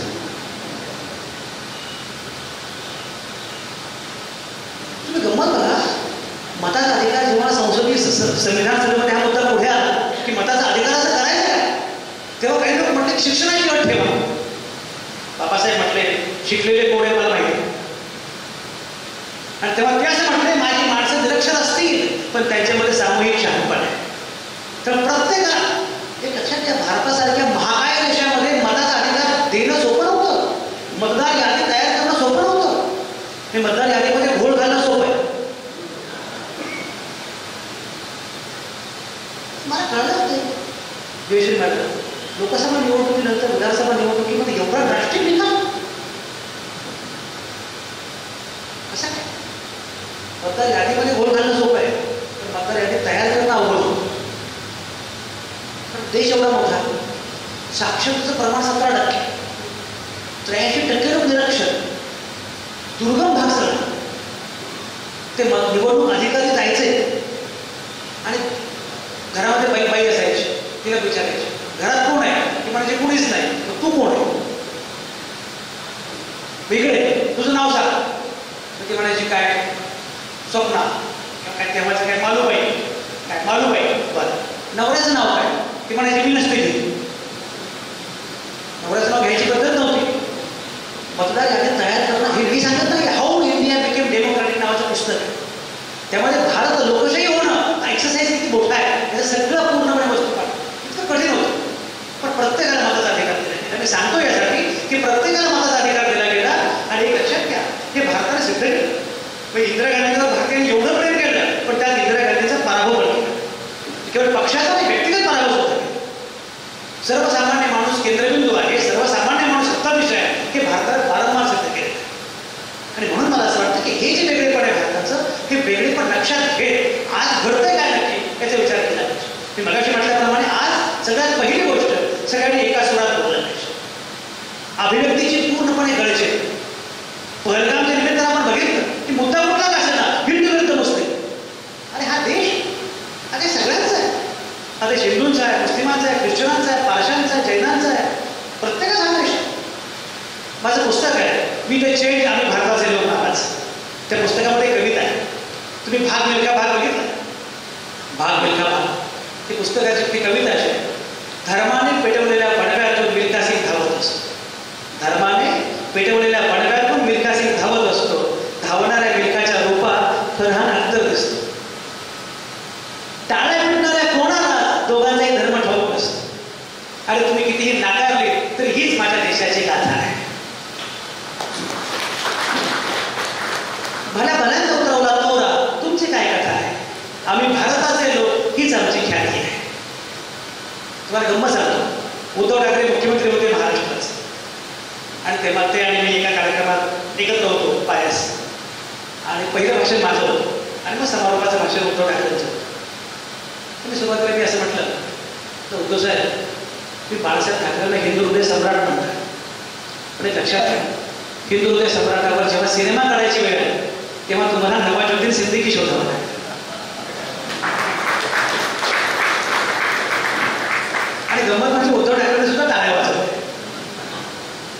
तेही आता जरा इकडे आलेले, त्यांना कळालं उशिरा का असेल ते योग्य ट्रॅकवर, जयश्री मॅडमच्या शब्दात योग्य ट्रॅकवर आलेले आहे. डिस्कव्हरी ऑफ इंडिया श्याम बेनेगरांनी मालिका केली, भारत एक खोज, सुंदर मालिका आहे. श्याम बेनेगर गेले पण अद्यापही ती मालिका तुम्हाला बघता येईल, सुंदर मालिका आहे. त्या मालिकेमध्ये छत्रपती शिवरायांची भूमिका केली नसरुद्दीन शाह. हा भारत, आणि हा भारत लक्षात घेत मी म्हटल्याप्रमाणे तुम्हाला मुळात आयडिया ऑफ इंडिया काय आहे, भारताची कल्पना काय आहे, ही कल्पना मिटवून टाकण्याचा प्रयत्न सुरू. तुम्ही इथे आहात, तुम्हाला माहिती महाराष्ट्रामध्ये बीड नावाचा एक जिल्हा आहे. बीडमध्ये परवा माझं व्याख्यान होतं. बीडमध्ये मी गेलो आणि आयोजकांनी मला व्हॉट्सअप ग्रुप दाखवले. ते व्हॉट्सअप ग्रुप जातींचे व्हॉट्सअप ग्रुप, सिसिलिया जातींचे व्हॉट्सअप ग्रुप, आणि त्या व्हॉट्सअप ग्रुपवर तिथं लिहिलं आहे हे आपल्या जातीचे दुकानदार आहेत, त्यांच्याकडूनच किराणा सामान घ्या. असं नव्हतं महाराष्ट्र. फुलेशाहू आंबेडकरांचं महाराष्ट्र असं नव्हता. जात महत्वाची कशी काय झाली? अरे महात्मा फुलेंची जात कुठली, छत्रपती शिवरायांची जात कुठली, बाबासाहेबांची जात कुठली, पण छत्रपती शिवाजी महाराज हा महाराष्ट्राचा प्रेरणास्रोत आहे हे महाराष्ट्राला सगळ्यात पहिल्यांदा सांगितलं. पण महात्मा फुले, शिवरायांची समाधी रायगडावरती शोधून काढली कोणी? महात्मा फुले. शिवरायांचा पहिला पोवाडा गायला कोणी? महात्मा फुले. आणि सत्याग्रह जेव्हा झाला 14 तळ्याचा, तर बाबासाहेबांचं गाजलेलं भाषण आहे. बाबासाहेब काय म्हणतात, हा सत्याग्रह मी कुठेही करू शकलो असतो, पण हा सत्याग्रह मी इथंच करतोय कारण ही माझ्या रयतेच्या राज्याची भूमी आहे. आणि मग आपला शाहीर म्हणतो, दोनच राज इथे गाजले या कोकण पुण्यभूमीवर, एक त्या रायगडावर, एक चवदार तळ्या. शिवबा, ज्योतिबा, बाबा याच्यामध्ये असणारं हे जैव नातं, त्या अचानकपणे जातींच्या मनावर माणसं संघटित करायला लागली. तुमच्या डीपीवर शिवाजी महाराज आहे म्हणजे तुम्ही मराठा. हे सुरू झालेलं आहे. म्हणून म्हटलं की ही सगळी स्थिती जी आहे, या स्थितीचे अंशन आज अहिल्याबाई होळकरांनी केले. तुम्हाला गंमत सांगतो, परवा एका भाषणामध्ये मी असं म्हटलं की अहिल्यादेवी होळकरांच्या संदर्भात बोलताना मी बाहुबली बघितलाय, बाहुबली सिनेमा. म्हटलं बाहुबलीच्या दिग्दर्शकांनी आणि निर्मात्यांनी, बाहुबलीच्या निर्मात्यांनी आणि दिग्दर्शकांनी जर अहिल्यादेवी होळकरांचं चरित्र वाचलं असतं तर त्यांनी बाहुबली सिनेमा काढला नसता, अहिल्यादेवी होळकरांवर सिनेमा काढला असता. जयश्री मॅडम, बाहुबली सिनेमातली देवसेना ही नवरा गेल्यावर पोरगा मोठा होण्याची वाट बघत असते. आमची अहिल्यादेवी मात्र सासरा मेला, नवरा मेला, मुलगा मेला, घोड्यावर बसते, मान ठोकते आणि 30 वर्ष राज्य करतात. लोकांनी टाळ्या वाजवल्या. माझं भाषण झाल्यावर मला एकाने सांगितलं, साहेब बरं झालं धनगर संपादक झाला. मला कळेल धनगर संपादक झालं, मला नाही कळलं. पण तुम्ही अहिल्यादेवीबद्दल म्हणून अहिल्यादेवीचं धनगराशी काय सर नाही, आपला माणूस असल्याशिवाय एवढं पोट तिरकीनं कोण बोलेल? महाराष्ट्रात असं कसं काय झालं? महात्मा फुले, आता फुल्यांवर सिनेमा आलेला आहे महात्मा फुले, आणि किती लोकांनी पाहायला मला माहिती नाही, पण महात्मा फुल्यांवर आचार्य प्र केसरीने सिनेमा केला आणि इकडे तुम्ही पाहायला गेले माहिती नाही, खूप सुंदर सिनेमा. त्याचं उद्घाटन ओपनिंग इनॉग्रेशन बाबासाहेब आंबेडकरांनी केलं. तो फुले सिनेमा जो आहे, तो फुले सिनेमा जेव्हा आला, तो आला त्याला राष्ट्रपती पुरस्कार मिळाला. राष्ट्रपती पुरस्कार मिळाला ना, पण राष्ट्रपती पुरस्कार मिळाल्यानंतर तो सिनेमा चालला नाही थिएटरवर. आचार्य प्रज्ञा कर्जबाजारी झाले, पण त्याचा पुणेकरांनी सत्कार केला. राष्ट्रपती पुरस्कार मिळाला आणि पुणेकरांना त्यांना कळवलं की आपले साहेब आपला सत्कार करायचा आहे, राष्ट्रपती पुरस्कार मिळाला. आपले म्हटलं आम्ही कर्जबाजारी झालेलो आहे, सत्कार करताय बरोबर आहे, पण काही निधी मिळेल का? काही निधी मिळेल का? ते पुणेकर काही निधी मिळेल का म्हटल्यावर ते म्हटले काळजी करू नका, आम्ही भरपूर वर्गणी गोळा केलेली आहे आणि चांगली चांगली शाल आणलेली आहे. सत्कार झाल्यावर आत्रेचं भाषण झालं. आत्रे म्हणजे आमचेच पूर्वसुरी संपादक. आत्रे म्हटले काय मला सत्कार केला चांगलं झालं. महात्मा फुलेंवर मी सिनेमा केला, सिनेमा चांगला झाला, त्याला राष्ट्रपती पुरस्कार मिळाला. पण सिनेमा काही चांगला नाही. त्याचं कारण म्हटले सिनेमा माळ्यावर काढला, त्यामुळे पुण्याच्या ब्राह्मणांनी बघितला आणि सिनेमा ब्राह्मणांनी काढला म्हणून माळ्याने बघितलं. त्यामुळे सिनेमा काही चांगला नाही. ही आपल्याकडची अडचणीची गोष्टी मी मगाशी म्हटल्याप्रमाणे एक लक्षात घ्या. आता माझं एक गंभीर विधान मी करतोय. ते विधान असं आहे, जातीय ताण वाढवायचा आणि तोडगा धर्मावर काढायचा ही व्यूहरचना. लक्षात घ्या, कमंडलू राजकारण यशस्वी केव्हा झालं जेव्हा मंडळचं राजकारण वाढलं. मंडल आयोगाच्या निमित्तानं जातीय ताण वाढला, जातीय दंगली झाल्या, फोडपड सुरू झाली आणि त्याच्यानंतर कमंडलूचं राजकारण सुरू झालं. जातीय ताण वाढला की तोडगा धर्मावर आणि धर्म म्हणताना हिंदूवर बसले. बघा ख्रिश्चन, शीख, पारसी, जैन याचा काही संबंधच नाही. हिंदूवर मुस्लिम आपण आणि ते हा सगळा जो काही प्रयत्न सुरू आहे. आणि म्हणून मी तुम्हाला सांगतोय की या प्रकारच्या गोष्टी सुरू असताना मुळामध्ये हे भारताच्या कल्पनेच्या विपरीत सुरू आहे. हे आपल्याला नीटपणे समजलं पाहिजे. काय काय घडत आहे हे व्यवस्थितपणे समजलं पाहिजे. मजा बघा, मला काय आश्चर्य असं वाटतं की मुळामध्ये विकास नावाची गोष्ट आहे. काय काय घडत आहे पुढचा मुद्दा. आपल्याकडे काय होतं, सर्वसामान्य माणूस केंद्रबिंदू होतो. आता अशी अवस्था आहे, विकासाचा केंद्रबिंदू सर्वसामान्य माणूस नाही. लोकशाही म्हणजे लोकांनी लोकांसाठी चालवलेलं लोकांचं राज्य ही व्याख्या आपण विसरलो. आता नेत्यांनी नेत्यांच्या मुलांसाठी चालवलेलं नेत्यांचं राज्य. तर सामान्य माणूस आहे का नाही. मध्यंतरी मी एका शाळेमध्ये गेलो, बालवाडी, केजी त्याला म्हणतात, केजी. त्या पालकांना मी विचारलं की किती तुमची फीस किती आहे. 2 लाख रुपये. म्हणजे 2 लाख रुपयांमध्ये माझं अख्खं शिक्षण झालं. मित्रो आणि मेट्रो ही विकासाची नवी व्याख्या आहे. डॉक्टर अजित रानडे नावाचे एक प्रख्यात इकॉनॉमिस्ट आहे, अजित रानडे. ते एकदा माझ्याकडे आले होते. तरी म्हणजे रानडे साहेब तुम्ही इकॉनॉमिस्ट का. डेव्हलपमेंटची व्याख्या आहे, विकासाची व्याख्या आहे. तेव्हा म्हणजे अवघड साहेब तुम्ही कधी फ्रान्सला गेलाय. तर मी बऱ्याच देशांना गेलोय पण फ्रान्सला काही गेलो नाही. तसे आपल्याकडे सगळ्या देशांना जाऊ शकेल असा एकच माणूस आहे.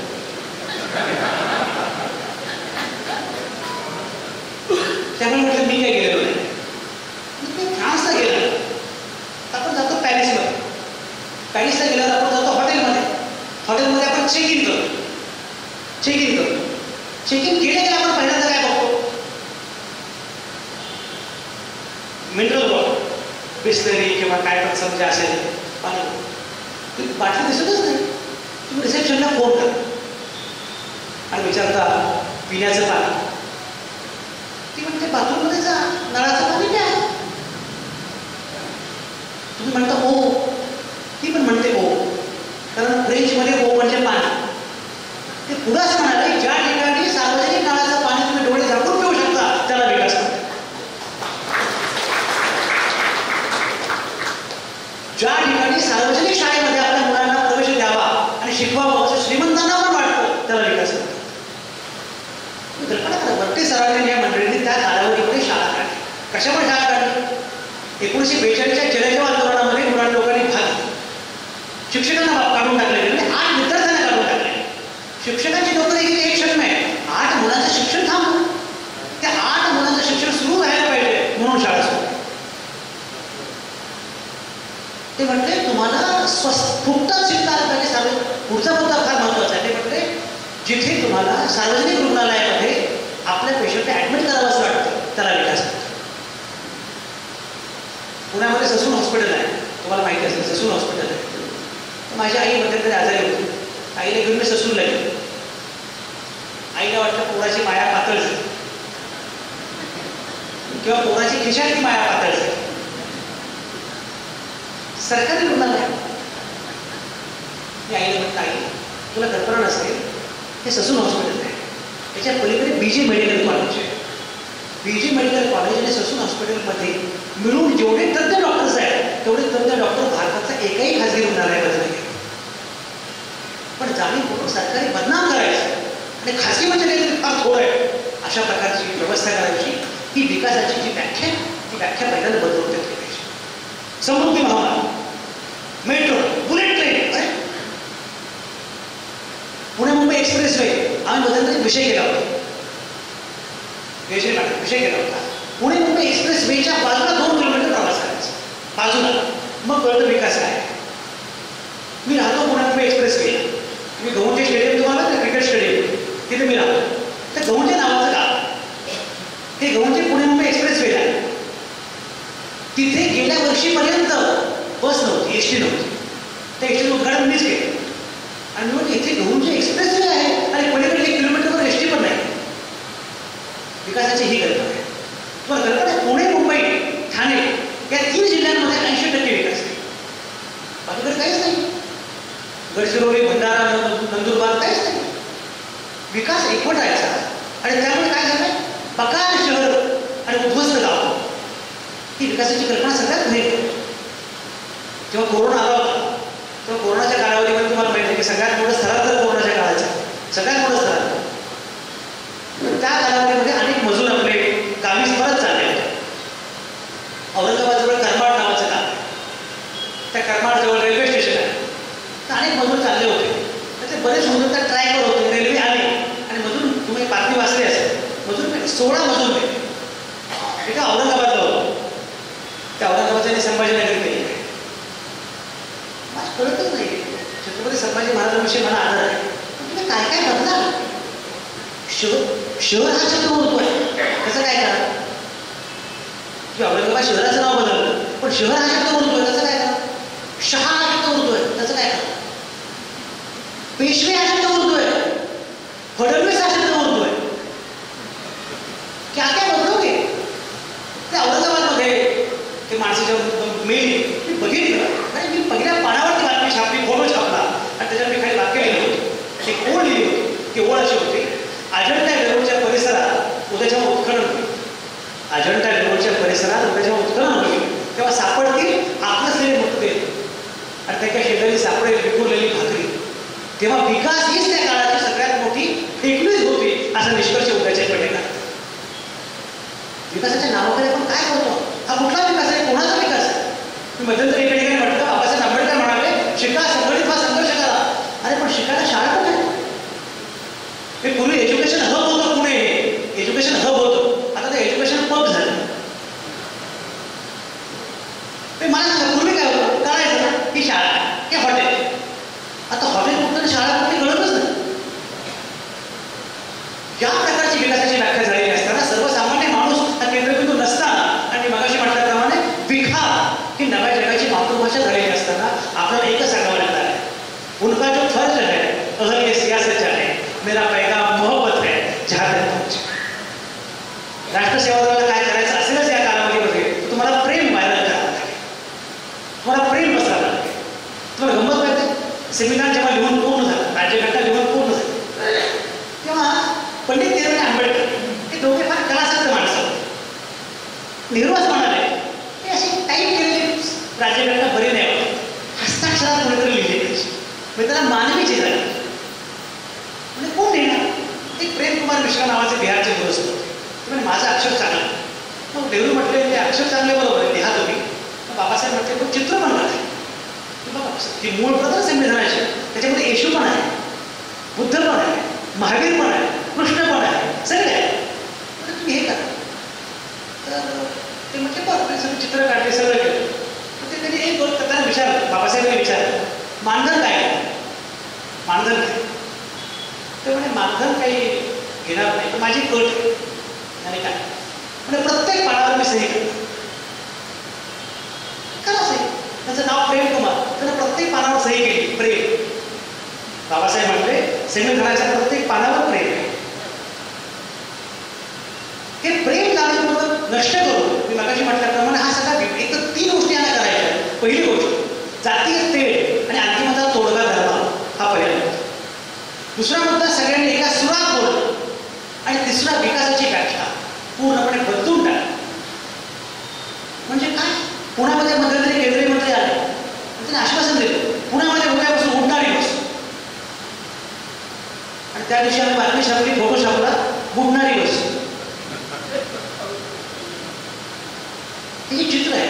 आणि म्हणून मला असं वाटतं का विपणी या सगळ्या ज्या प्रकारे सुरू आहे हे चित्र तुम्हाला बदलायचं असेलच तर आपला हा वारसा काय आहे लक्षात घेतलं. मी जो मगाशी उल्लेख केला, मी कायम सांगत असतो की देशाची गाथा तुम्हाला समजून घ्यायची असेल तर गांधी आणि नेहरू आणि आंबेडकर बरोबर झालं. गांधी नेहरू आंबेडकर एकत्र करत तुम्हाला तुमची पुढची आत्महत्या करावी. आणि तर काय होतं, गांधीवाद्यांना आंबेडकर कळत नाही आणि आंबेडकरवाद्यांना गांधींचं महत्त्व कळत नाही. मग ते काय सांगतात, ते गांधीचं आणि आंबेडकरांचं भांडण होतं. गांधी आणि आंबेडकरांचं भांडण होतंच, पण दोघेही काम करत होते म्हणून भांडण होतं. तुम्ही काहीच करत नव्हतं, तुमच्याशी कोण भांडण.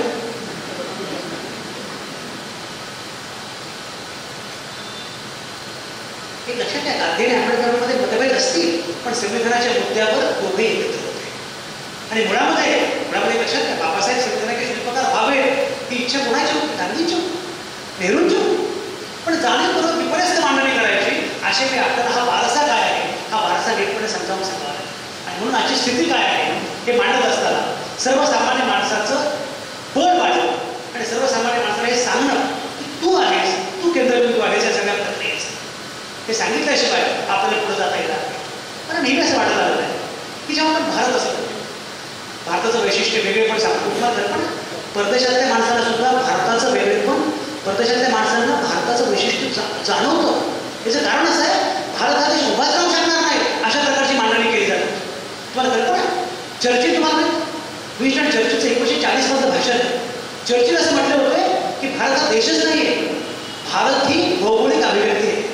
India is not a country, it is a मियर geographical expression. ज्याप्रमाणे अक्षरवृत्त असतं, रेखावृत्त असतं, विषयवृत्त असतं, आस्तपद दिसत नाही, फक्त परीक्षेमध्ये उत्तर आलं नाही.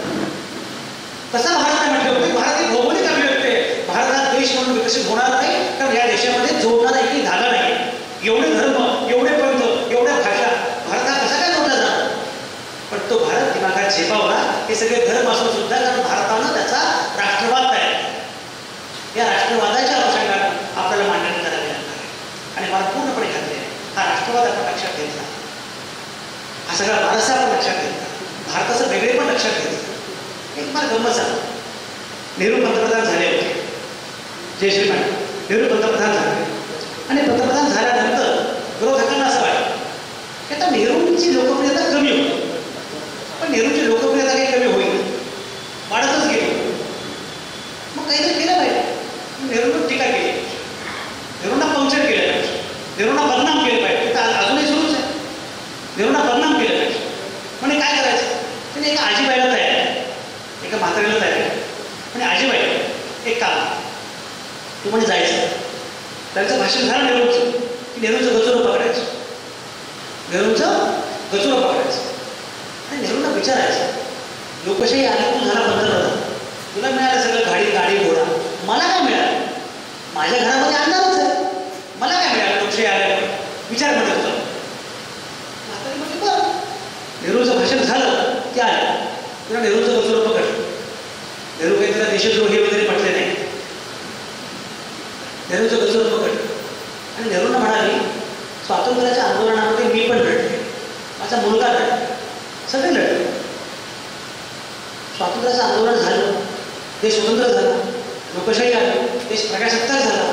सगळं झाल्यानंतर तुला तू पंतप्रधान झाला, तुला गाडी घोडी मिळाली, मला काहीच मिळालं नाही, मला काय मिळालं.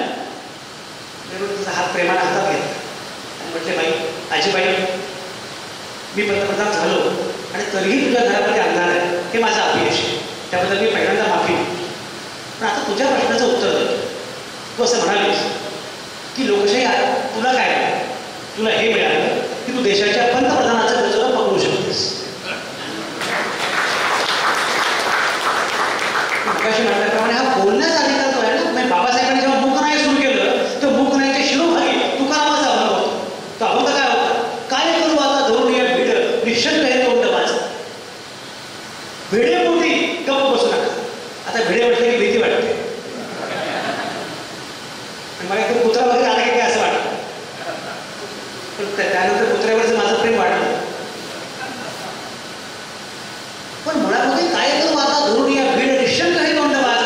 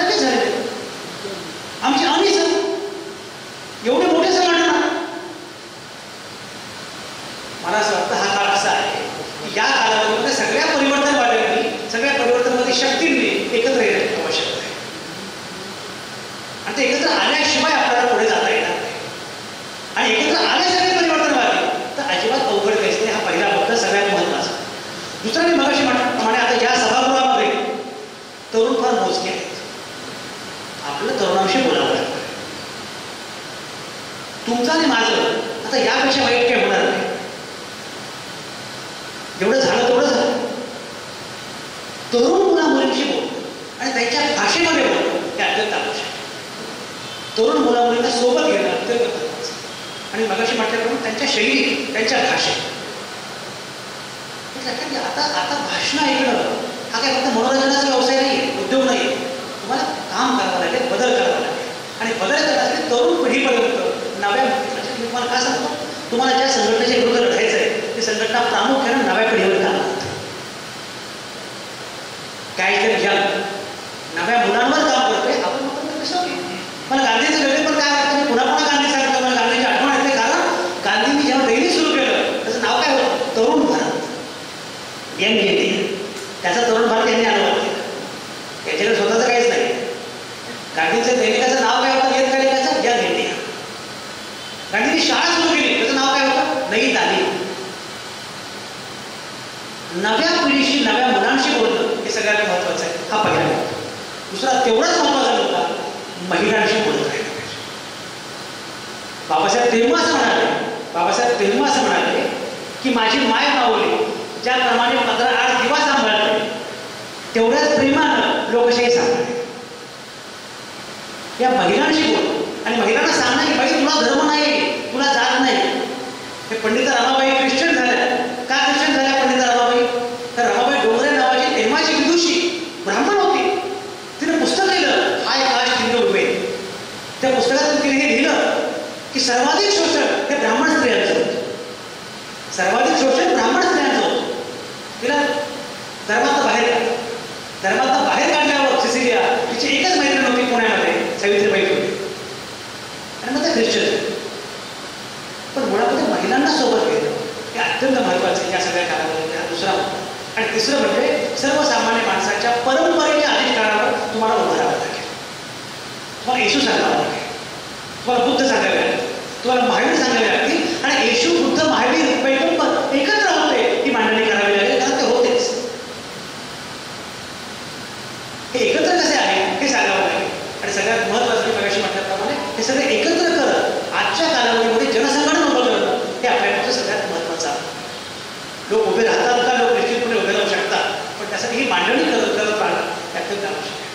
हा देश काय आहे, नवं जग काय आहे हे सांगणं फार आवश्यक आहे. आणि बदलणारं जग फार महत्त्वाचं आहे. समारोह करताना फक्त मला गंमत आढळली ती सांगतो. मी मगाशी वारंवार अमेरिकेचा उल्लेख करतोय.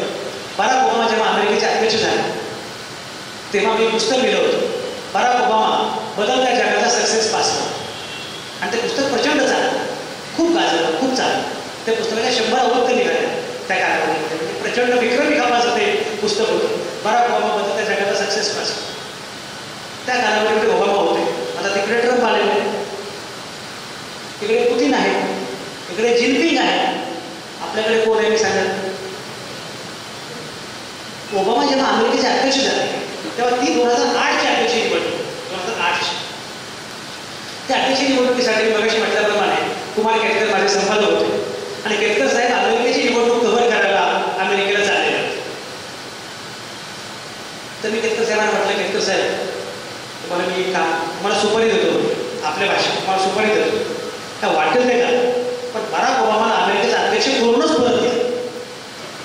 तर केतकर साहेब मला म्हटलं, संजय तुला वाटतं तेवढे अमेरिका सोपी नाही. अमेरिका गोडी आहे, चर्च सेंट्रिक आहे. आणि चर्चचा एवढा प्रभाव आहे की अमेरिका ओबामाला अध्यक्ष करेल असं मला वाटत नाही. मी त्याला म्हटलं, माझं चॅलेंज, ओबामा अमेरिकेचे अध्यक्ष होणार. निकाल लागला, माझं बरोबर होतं. पुण्यामध्ये तेव्हा एक परिसंवाद होता, बराक ओबामा अमेरिकेचे अध्यक्ष झाले, आता पुढे काय, ही चिंता पुणेकरांना फार असते.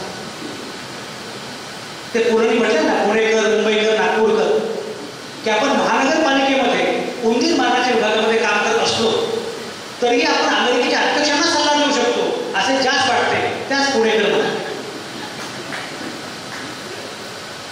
त्याच्यामुळे विषय होता, बराक ओबामा अमेरिकेचे अध्यक्ष झाले, आता पुढे.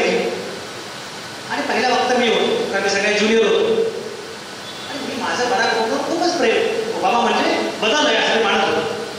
माझं भाषण झालं, मी सुरुवातीलाच म्हटलं की बराक ओबामा ही बदलाची अभिव्यक्ती आहे.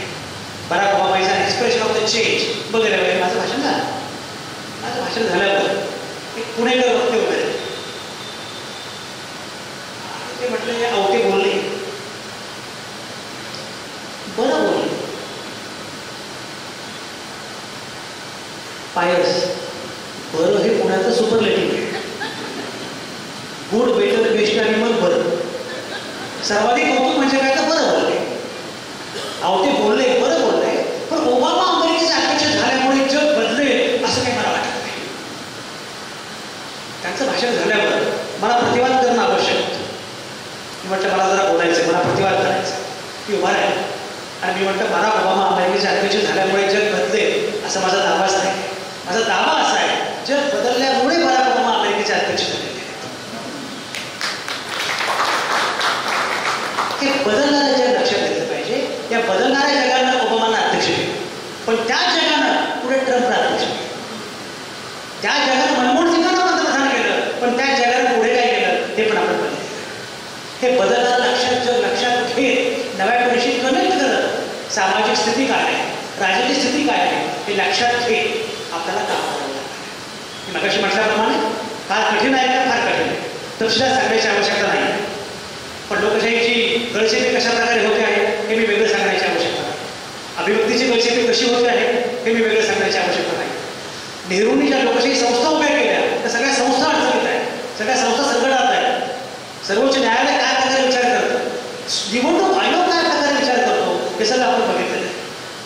अशा सगळ्या कालखंडामध्ये स्थिती कितीही बिकट असते तरी सुद्धा एक खात्री आहे की हा बदल आपण करू शकतो. आणि हा बदल करण्याचा एकमेव मार्ग आहे आम्ही भारताचे लोक, we the people of India. आणि आपण सगळे राष्ट्रसेवा दलाचे आहोत. राष्ट्रसेवा दलाचे सिंपलायझर आहोत, राष्ट्रसेवा दलाचे कार्यकर्ते आहोत. आपल्याला सुरेश भटांची गजर माहिती आहे, हे असे आहे तरी पण हे असे असणार नाही, दिवस आमचा येत आहे तो घरी बसणार नाही. हे खरे की आज त्यांनी घेतलेले सारेचं ठेके आणि खोके सुद्धा. हे खरे की आज त्यांनी घेतलेले सारेचं ठेके पण उद्या त्यांच्या चिंतेवर एकही रडणार नाही. बांधतीची रोज भिंती सांगते ते धर्म जाते पण उद्याचा सूर्य काय त्यामुळे फसणार नाही. आणि कवी पुढे म्हणतो, छान झाले दांभिकांची पंढरी उद्ध्वस्त झाली, छान झाले दांभिकांची पंढरी उद्ध्वस्त झाली, यापुढे पाचाल देते एकही निघणार नाही. आजचे आमचे पराभव पचवितो आम्ही उद्या असताना, विजय तो कसला उरावर जखम जो करणार नाही. हे असे आहे तरी पण हे असे असणार नाही, दिवस आमचा येत आहे तो भेटच. आणि मला ही खात्री पूर्णपणे वाटतं हे बसही भारती सरांच्या स्फूर्तीवर त्यांच्या जयंतीच्या निमित्तानं जयश्री सामंत, पायस आणि सगळ्या सहकार्याने या प्रकारच्या कार्यक्रमाचं आयोजन केलेलं आहे. मला अनेक जण दिसत आहेत ते राष्ट्रसेवा दलाचं आहे. खरा तो एकच धर्म जगाला प्रेम अर्पावे असं म्हणणारे आमचे साने गुरुजी आजही आपल्यासोबत आहेत. त्यामुळे आणि सगळ्यात महत्त्वाचं ती येशूची भूमी आहे. जे येशूने आम्हाला करुणा शिकवली ते येशूची ही भूमी आहे. त्यामुळे मला पूर्णपणे खात्री की हा वारसा सांगत आपल्याला सांगावं लागेल की आमची भारताची कल्पना कुठली आहे, आमची आयडिया ऑफ इंडिया कुठली आहे, धर्माच्या पलीकडची, जातीच्या पलीकडची, पंथांच्या पलीकडची, भाषांच्या पलीकडची. मी तुम्हाला म्हटलं ना, इथल्या भाषांचा अभ्यास केला तर लक्षात येईल की अरे बापरे, इंग्लंड किंवा युरोप अमेरिकेमध्ये अख्ख्या देशामध्ये जेवढ्या भाषा नसतील तेवढ्या एवढ्या वसई प्रांतात आहे. त्यांच्याकडे वैविध्यच नाही काही. मी मला कोणतरी विचारलं की तुमच्याकडे खूप प्रॉब्लेम आहे. म्हटलं बरोबर आहे. इस्रायलमधल्या मित्रांना विचार, म्हटलं तुझी लोकसंख्या किती? इस्रायल देशाची. म्हटलं 80 लाख. म्हटलं माझी मुंबई 3 कोटीची. तुला कल्पना आहे? तुम्ही गुगलवर जा. आता गुगल हा गुरु आहे, सिसिलिया गुगल हा गुरु आहे. तर काही दिवसांनी गुरु पौर्णिमा बंद होईल आणि गुगल पौर्णिमा सुरू होईल. तुम्ही गुगलवर जा, तुमच्या लक्षात येईल लोकसंख्येचा विचार करता महाराष्ट्र हा जगातला 10व्या नंबरचा देश आहे. जगात 9 देश असे आहेत ज्यांची लोकसंख्या महाराष्ट्रापेक्षा जास्त आहे. एवढं प्रचंड लोकसंख्या, एवढं प्रचंड वैविध्य, तरी हा एक झेपवतोय की गाथा काय आहे लक्षात घेतलं पाहिजे. आणि गाथा लक्षात घेत आपल्याला पुढे जायचं आहे. मला पूर्णपणे खात्री आहे की ज्या प्रकारचा वारसा आपण सांगतो आहोत, ज्या प्रकारची भूमिका आपण मांडतो आहोत, ती भूमिका नव्या पिढीपर्यंत पोहोचवली, ती भूमिका सर्वसामान्य माणसांपर्यंत पोहोचवली. ते येणारा काळ हा खरंच खूप चांगला असणार आहे. फक्त त्यासाठी एकच सांगितलं तिची कविता आहे टागोरांची की सूर्य चालला होता असताना पण जाणाऱ्या सूर्याला वाटलं की माझ्या पश्चात प्रकाश देण्याचं काम कोण करेल, तो कुणीच पुढे नाही आला. चंद्र म्हटलं आपलं काही शक्य नाही, मला तुझाच प्रकाश मिळतो, मी काय करणार. कोणीच पुढे नाही आला. तर एवढीशी पणती पुढे आली आणि ती पणती म्हणाली सूर्यदेवा तुझा आकार मोठा, तुझी व्याप्ती मोठी, तुझे एवढे काम मला जमणार. पण आज एवढं आश्वासन ज्या ठिकाणी मी असेल त्या बाजूला अंधार फिरकणार नाही. आज आपण सांगितलं पाहिजे गांधी, नेहरू, आंबेडकरांना, फुले शाहू आंबेडकरांना, येशू बुद्ध, महावीर आणि सगळ्यांना आणि वरती सरांना सुद्धा की सर तुम्ही सूर्य होते, तुमच्या एवढं काम आम्हाला करणं शक्य नाही. पण एवढं आश्वासन जिथे आम्ही आलो तिथे अंधार फिरकणार नाही. कारण तुमच्याही जीन्समध्ये प्रकाश आहे, आमच्याही जीन्समध्ये प्रकाश आहे. आणि म्हणून हा प्रकाश पेरण्याचं काम आपल्याला केलं पाहिजे. आजची स्थिती किती वाईट आहे हे सांगणं हे माझं प्रयोजन नाही. हे सूरत बदलण्याची आहे, हा चेहरा बदलला पाहिजे म्हणून मी मुद्दाम बोलतो. आणि मला पूर्णपणे खात्री आहे ही स्थिती बदलणार आहे, हे निश्चितपणे बदलणार आहे. कारण माझा भरोसा, बाबासाहेब म्हटलं होते, माझा भरोसा अन्य कोणावरही नाही, माझा भरोसा सर्वसामान्य माणसांवर आहे. त्याप्रमाणे माझाही भरोसा सर्वसामान्य माणसांवर आहे. We the people. आपण निश्चितपणे हा बदल करू शकतो अशी मला पूर्णपणे खात्री आहे. आणि म्हणून हे असे आगेकरीपण, हे असे राजकारण आहे. दिवस आमचा येत आहे, तो घरी बसणार नाही. त्या दिवसाकडे तुम्ही सगळेजण चाललेले आहात. मला किती छान वाटतंय का सायंकाळी वसईसारख्या छान चिमुकल्या गावामध्ये सगळी मंडळी संध्याकाळी काम करताय, एकत्र झुजताय. तुमच्यासोबत मी पण आहे. एवढं सांगण्यासाठी आज इथं आलो. धन्यवाद. धन्यवाद सर. गेला 1 तास 20 मिनिटं आपण प्रेक्षकांना आपल्या प्रभावी भाषणाने खेळून ठेवलं. सध्या परिस्थिती, भारताची सामाजिक आणि राजकीय परिस्थितीविषयी आपण बोलत असताना राष्ट्रसेवा दलच ही परिस्थिती बदलू शकते याविषयी आपण सांगितलेलं आहे. काळ जात राहतो पण काळजात राहतो तोच खरा शब्द. मान्यवरांचे शब्द सदैव आमच्या काळजात राहतील असा विश्वास मी श्रोत्याच्या वतीनं व्यक्त करतो. आणि आभार तुमचे कसे मानावे इतके आम्ही परके नाही, परंतु सोपस्कार पूर्ण करण्यासाठी मी पाय स्वच्छाला विनंती करतो की त्यांनी आभार प्रदर्शन अगदी थोडक्यात करावं.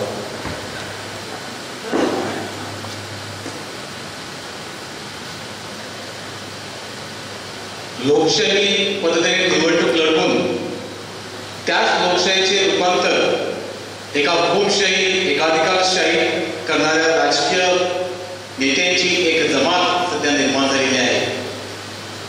आणि आपण हे सर्व आजूबाजूला पाहतोय. परंतु प्रख्यात पत्रकार व संपादक अशा प्रकारची लोक आपल्याला येऊन एक नवी ऊर्जा, नवी आशा, नवी दिशा आपल्याला देत आहेत.